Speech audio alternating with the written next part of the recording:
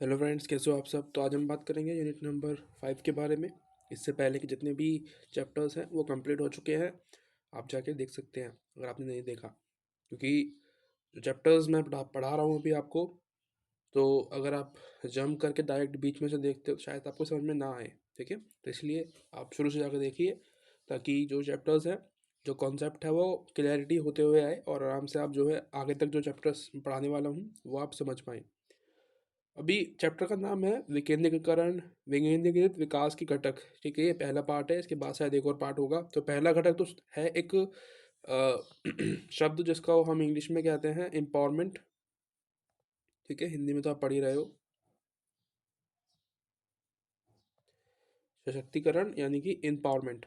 ठीक है, जैसे कि हम बात नहीं करते यू कि वुमेन एम्पावरमेंट। ठीक है, कि महिलाओं को शक्ति प्रदान करना। शक्ति प्रदान कैसे करते हैं कि भाई उनकी भागीदारी बढ़ाना जॉब्स में। ठीक है, जॉब्स देना उनको, उसमें आरक्षण देना उनको। उसके अलावा जो चुनाव होते हैं, ठीक है, लीडर के तौर पे उनको जो है खड़ा करना, प्रतिनिधित्व देना। राइट, तो एमपी, एमएलए, प्रधानमंत्री, राष्ट्रपति, तो इस तरीके से जो है हम वुमेन्स को इंस्पायर करते हैं और एम्पायर करते हैं। ठीक है, एम्पावरमेंट करते हैं, उनको पावर देते हैं कि वो भी आगे बढ़ के जो है देश का प्रतिनिधित्व करे और साथ में मिलके पुरुष और महिला दोनों साथ में काम करें। तो ये एम्पावरमेंट करना होता है, सिर्फ महिलाओं के लिए नहीं होता ये। हम बात करते हैं एससी, ठीक है, एसटी और ओबीसी, तो ये इन लोगों के लिए भी होता है। इनको भी जो है बराबर का अधिकार मिलने के लिए, ताकि इनके साथ शोषण पहले जो हुआ है उसको जो है एक लेबल आ सके लोगों का, तो उसको कम करने के लिए जो है इनको एम्पावरमेंट करने की बात करी जाती है। वैसे सेम तरीके जैसे महिलाओं की करते हैं वैसे ही इनका भी है कि भाई जो 1/3 रिजर्वेशन मिलता है, कि भाई जो भी पॉपुलेशन है उसका 1/3 जो है इनको सीटें मिलेंगी किसी भी राज्य में। उस हिसाब से काम होता है। जैसे महिलाएं हैं तो 1/3। ठीक है, और वैसे ही S C S T O B C, इनके हिसाब से जो पॉपुलेशन होती है उसके अकॉर्डिंग जो है इनको रिजर्वेशन मिलता है। उसके बाद कह रहा है सशक्तिकरण संकल्पना। और संकल्पना मतलब वही कि अर्थ क्या है, परिभाषा क्या है, उसके बारे में ये आपसे पूछता है। सिर्फ परिभाषा में, मतलब संकल्पना में आप सिर्फ परिभाषा ना लिख के आना और ना ही सिर्फ अर्थ लिख के आना। इसमें आपको कुछ चीज़ें ऐड करनी होती है जो मैं आपको बता रहा हूँ। कह रहा है कि जो अर्थ होता है इसका वो ऐसा होता है कि अलग अलग लोगों को अलग अलग चीज़ें प्रदान करना। ठीक है, यानी कि अलग अलग चीज़ें, जो चॉइसेस होती है उनकी, जो ज़रूरतें हैं एक तरीके से, जो उनको चाहिए उनको एम्पावरमेंट करने के लिए उन्हें देना। राइट, जैसे कि हम महिलाओं को देते हैं पावर्स देने के लिए, उनको हम रिजर्वेशंस दे रहे हैं। ठीक है, S C S T O B C को जो रिजर्वेशन मिलता है इसीलिए मिल रहा है। ठीक है, कि उन वो जो पीछे हैं वो थोड़ा सा जो है प्रतिनिधित्व संभाले देश का, वो भी राजनीति में आए। ठीक है, और वो भी और भी जो संस्थाएं हैं, ठीक है, लॉयर बने, जज बने, डॉक्टर बने, इंजीनियर बने, वो सब, उन सब के लिए रिजर्वेशन को दिया जाता है।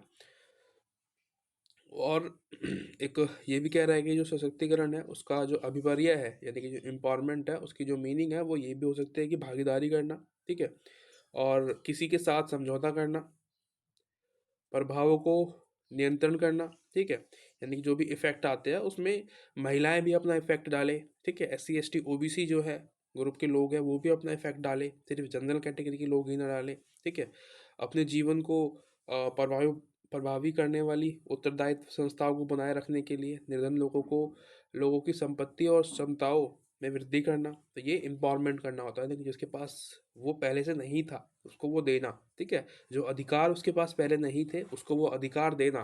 ठीक है, इसको हम वुमन, इसको हम एम्पावरमेंट कहते हैं। ठीक है, एम्पावरमेंट चाहे वो वुमेन्स के लिए हो, चाहे वो एस सी एस टी लोगों के लिए हो। ठीक है, उसमें सभी आते हैं, महिलाएं भी आएंगी, पुरुष भी आएंगे। उसके अलावा दो लोग हैं, एक है कैलर और एक है ये नाम है इनके मैवेवे। ठीक है, मैवेवे कुछ ऐसे करके नाम है। तो ये कह रहे हैं कि जो सशक्तिकरण है एक प्रोसेस है जिसके द्वारा महिलाएं अपना आत्मसम्मान बढ़ाने, ठीक है, आत्मनिर्भर होने, अपनी विकल्प चुनने और संसाधनों पर कंट्रोल करने, अपने कंट्रोल करने के अपने अधिकार पर जोर देने के लिए खुद को संगठित करने में सार्थक हो जाती है। ठीक है, यानी कि एक तरीके से यूनिटी में अपनाने के लिए ठीक है, अपने अधिकार मांगने के लिए, निर्भर होने के लिए, इंडिपेंडेंट होने के लिए, ठीक है, उसका जो रिस्पेक्ट है उसको बढ़ाने के लिए जो है हम उनको एम्पावर करते हैं, एम्पावरमेंट देते हैं, ठीक है। तो ये कुछ दो लोग हैं, इनका हमने पढ़ लिया। इसके अलावा बहुत सारी चीज़ें लिखी हुई है, सेम बात घुमा फिरा के वही कहेंगे, आप पढ़ सकते हो, कोई दिक्कत नहीं है मुझे, ठीक है। उसके अलावा कह रहा है कि इसकी ज़रूरत क्यों है, ये भी तो सवाल आना चाहिए ना कि भाई चाहिए क्यों हमें। हमारे यहाँ तो कोई अनइक्वलिटी नहीं है, भारत में सब समान है। कुछ लोग ऐसे कहते हैं जो रिजर्वेशन को दोष देते हैं, रिजर्वेशन का एक तरीके से विरोध करते हैं, ठीक है। वो लोग कहते हैं कि नहीं हमारे यहाँ तो समानता है। तो देखते हैं समानता है या नहीं है। तो इसकी आवश्यकता कह रहे हैं कि अभावग्रस्त जो समूह है, ठीक है, जिनको हम SC ST OBC या महिला कहते हैं, तो इन लोगों को जो शोषण होता है इन लोगों के साथ, उस शोषण को ख़त्म करने के लिए जो है हमें ये देना पड़ता है, ठीक है। ये जो भेदभाव है, जो असमानताएं हैं, ये ख़त्म हो सके, ठीक है। एग्जाम्पल्स यहाँ पे लिखे हुए हैं, आप पढ़ सकते हो, राइट। महिलाओं को विकास के बहुत कम अवसर प्राप्त होते हैं, राइट। जैसे कि स्वास्थ्य देखभाल बहुत ज़्यादा कम होती है, ठीक है। शिक्षा में जो है अच्छा कुछ मिलता नहीं है उनको, है ना। फैमिली में जो है लोग रोकते हैं जाने से स्कूल वगैरह, नौकरी नहीं कर पाती वो, ठीक है। राजनीतिक जो प्रणालियाँ हैं उनमें जा नहीं पाती, देखो नौकरियाँ तो करती है क्योंकि जो हाउस वाइफ है, यानी कि जो हाउस में काम जो होता है वो कम नहीं होता। तो यहाँ पे मतलब कहने का मतलब ये है कि जो नौकरी है उसके उनको पैसे नहीं मिलते, वो जो काम करती है अपने घर में उसको उसके लिए पैसे मिलने चाहिए, इस तरीके से यहाँ पे जो है बात हो रही है। उसके अलावा संयुक्त राष्ट्र मानव विकास रिपोर्ट जो है, अमेरिका की एक रिपोर्ट है, वो कह रही है कि वो जोर देकर कहती है कि कई कोई भी देश महिलाओं के साथ बराबर का व्यवहार नहीं करता, ठीक है। यानी कि कोई भी देश जो है वहाँ के जो पुरुष हैं वो महिलाओं के साथ एक तरीके से बराबर का जो व्यवहार होता है वो नहीं करते हैं, क्योंकि उनको लगता है कि ये महिलाएं हैं, ठीक है, ये हमसे कमतर हैं, कम स्तर पर हैं, ये हमसे कम पावरफुल है, ठीक है, बुद्धिमत्ता में थोड़ी कम है। तो इस तरीके से जो है इसको जो संयुक्त राष्ट्र अमेरिका है इस रिपोर्ट को पेश करते हुए कहता है कि भाई बराबर नहीं समझते जो है किसी भी देश में, ठीक है। अब वो विकासित देश में जैसे अमेरिका है, विकासित विकसित देश है, तो वो भी यही कह रहा है कि भाई ऐसा जो है हो रहा है कि हमारे देश में भी लोगों को, जो महिलाएं हैं उनको कम समझा जाता है। उसके अलावा जो SC ST OBC है उनके अधिकार, ठीक है, और जो मौलिक जो आवश्यकताएं हैं उनसे जो वंचित हो चुके हैं वो उनको वो दोबारा देना, ठीक है। समाज को और शैक्षणिक रूप से जो पिछड़े हुए वर्ग हैं उनको एम्पावर करना, ठीक है, शक्ति प्रदान करना, ये लक्ष्य है एम्पावरमेंट का, ठीक है। गवर्नमेंट इसके लिए बहुत सारे जो कानून हैं वो बनाए रखती है ताकि इनको कोई ब्रेक ना कर सके, और अगर इनको कोई ब्रेक करता है तो उनके लिए दंड है, ठीक है, न्यायालय में। जैसे कि संविधान में सबको वोट देने का अधिकार है, ठीक है, वोटिंग डालने का अधिकार है, और जो अनुच्छेद 325 में लिखा हुआ है और 326 में दिया हुआ है आपको। उसके अलावा संविधान शिक्षा रोजगार में भी समान अधिकार देता है, यानी कि सबको, महिलाएं हो पुरुष हो, ठीक है, SC ST OBC कोई भी वर्ग हो, वो किसी भी तरीके से उस पर उसके साथ भेदभाव नहीं होगा स्टडी करने में, ठीक है। जब पढ़ाई करेगा स्कूल जाएगा तो वो चाहे उसका रंग काला है, गोरा है, गेरुआ है, कैसा भी रंग है, और उसका जो शारीरिक बनावट है वो कैसी भी है, वो चल नहीं सकता, कोई बात नहीं, पढ़ेगा, ठीक है। जाति के आधार पे भी नहीं होगा, किसी भी आधार पे भेदभाव नहीं हुआ किसी के साथ भी। तो ये लिखा हुआ है आर्टिकल 14, 15, 16, 16(2), यानी कि जो सेकंड पार्ट है, और 17 में, ठीक है। ये आपको याद रख सकते हो, अगर आपको याद रखेंगे तो आप अगर तो इससे फ़ायदा होगा, ठीक है। आपको नंबर ज़्यादा मिलते हैं क्योंकि फिर एग्ज़ाम में लिख के आओगे तो टीचर्स खुश हो जाएंगे, ठीक है। अगर वो दिखते हैं, अगर वो पढ़ते हैं आपको एग्ज़ाम जब आप लिख रहे होते हो तब चेकिंग करने जाते हैं ना, तो अगर वो पढ़ेंगे तो खुश हो जाएंगे एग्ज़ाम में, मतलब नंबर अच्छे आते हैं फिर। महिलाओं की स्थिति सुधारने के लिए वैश्विक प्रावधान करना, ठीक है, जो कंडीशंस है उसको अच्छी करने के लिए प्रावधान किए हुए हैं, जैसे कि आर्टिकल 39A, ठीक है, आर्टिकल 39 घ, आर्टिकल 39 ग, और 42, ठीक है। ये इसमें अनुच्छेद में लिखा हुआ है सब कुछ कि भाई महिलाओं के लिए सुधार करने के लिए, ठीक है, शिक्षा में प्रदान करना, ठीक है, उनके लिए नौकरी जो है वो सब देना। और जो SC ST OBC है, ठीक है, इन लोगों को जो है आरक्षण देने के लिए लिखा हुआ है आर्टिकल 330 में, 332 में और 335 में, ठीक है। तो आप इन सब चीज़ों को याद रख सकते हो। ये आपका फ़ायदा का मतलब फ़ायदे की चीज़ है। महिलाओं हो, अगर आप देख रहे हो इस वीडियो को, तो जो महिलाएं वाला है वो तो आप डेफिनेटली याद रखें, ठीक है। यानी कि जो अपने अधिकार है आपको वो तो पता होना ही चाहिए ना। बेशक SC ST OBC के ना पता हो, पर महिला के तौर पे आपको पता होना चाहिए। अगर आप SC हो ST हो तो आपको उसके पता होना चाहिए कि भाई उनके लिए क्या क्या प्रावधान दिए हुए हैं और कौन कौन से वो काम कर सकते हैं। तो आप अपने अधिकार मांग सकते हो। आपको पता होगा कि हमें हमारे पास अधिकार है, ठीक है। कानून हमारे हमारे लिए बना हुआ है, ठीक है। तो बाकी ये जो आप दोबारा देख रहे हो, ये जो चीज़ें मैंने आपको बता दी है, ये दोबारा लौट के आएंगी बार बार, ठीक है। चीख चीख के आपको बताएंगे दोबारा दोबारा, तो आपको छोड़ सकते हो इसको अब आप, ठीक है। हम जो मेन कॉन्सेप्ट था इस चैप्टर का वो हमने समझ लिया है, ठीक है। करक्स जो था वो समझ लिया है। अब हमें काम करना है थोड़ा सा आगे, ठीक है। एक और टॉपिक आएगा यहाँ पे, पता नहीं आएगा भी कि नहीं आएगा।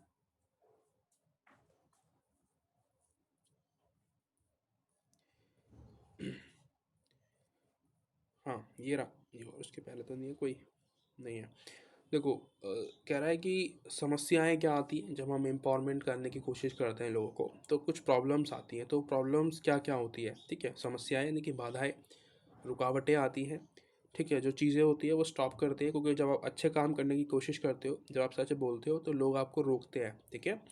आप बेशक बुरा काम करेंगे तब शायद आपको लोग ना रोके, और रोकते भी नहीं है, ये रियलिटी है। एग्ज़ाम न्यूज़पेपर्स अगर आप पढ़ते हो तो आपको पता होगा कि भाई अगर किसी का कोई खून कर रहा है, ठीक है, मतलब खुल्लम खुल्ला रोड पे, जहाँ पे इतने सारे लोग वहाँ पे प्रेजेंट है, तो अगर वो वहाँ पे खून कर रहा है किसी व्यक्ति का, तो उसको वो लोग रोकेंगे नहीं आज, ठीक है। अगर वहीं पे वो कुछ अच्छा काम करता है, लोगों को जागरूक करता है, तो लोग उसको रुक रुक के बोलेंगे कि क्या काम कर रहा है ये फालतू का, ठीक है। लोग नहीं जागेंगे, तो वो उसको जो है और नेगेटिव करने की कोशिश करते हैं।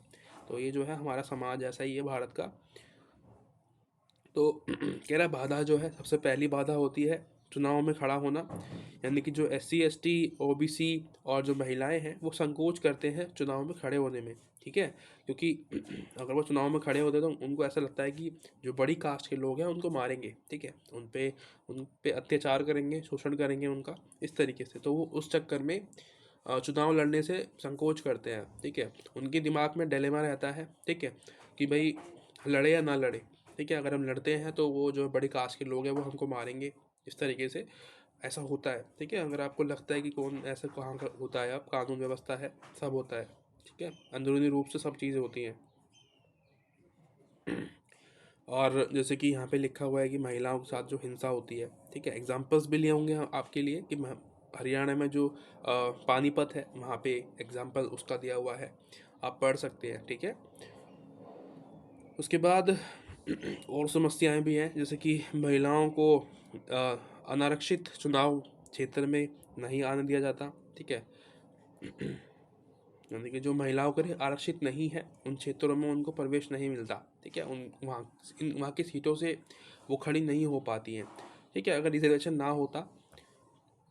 ना होता तो जो SC ST है, ठीक है, और जो OBC है और महिलाएं, ठीक है, स्पेशली वुमेन्स, इनको बिल्कुल भी प्रतिनिधित्व नहीं मिल पाता, ठीक है। क्योंकि जो पुरुष है, ठीक है, उच्च जाति के, वो उनको कभी भी ऐसा करने नहीं देते, ठीक है। ये तो गनीमत रही डॉक्टर भीमराव अम्बेडकर की कि जो हम लोगों को, ठीक है, यानी कि हम इंसान लोगों को, SC ST OBC महिला, इन लोगों को जो रिजर्वेशन मिला है उसकी वजह से आज आप पढ़ पा रहे हो, ठीक है। महिलाएं पढ़ पा रही हैं, स्वतंत्र है, ये सभी जो है उनकी देन है। उसके अलावा और भी चीज़ें हैं, जैसे कि व्यापक जाति संघर्ष, दलित प्रतिनिधित्व पर शारीरिक अत्याचार की घटनाएं हुई हैं, ठीक है। संघर्ष वही, जैसे कि जाति है, दलित जो व्यक्ति है वो खड़ा हो रहा है किसी सीट से, ठीक है। यानी कि जो रिजर्व सीट है उसके लिए SC है ST है, तो उसको मार रहे हैं, पीट रहे हैं, उनके साथ लड़ाई का कर रहे हैं। मैंने आपको बताया था, शारीरिक शोषण बोलते हैं इसको, ठीक है, मारपीट करना।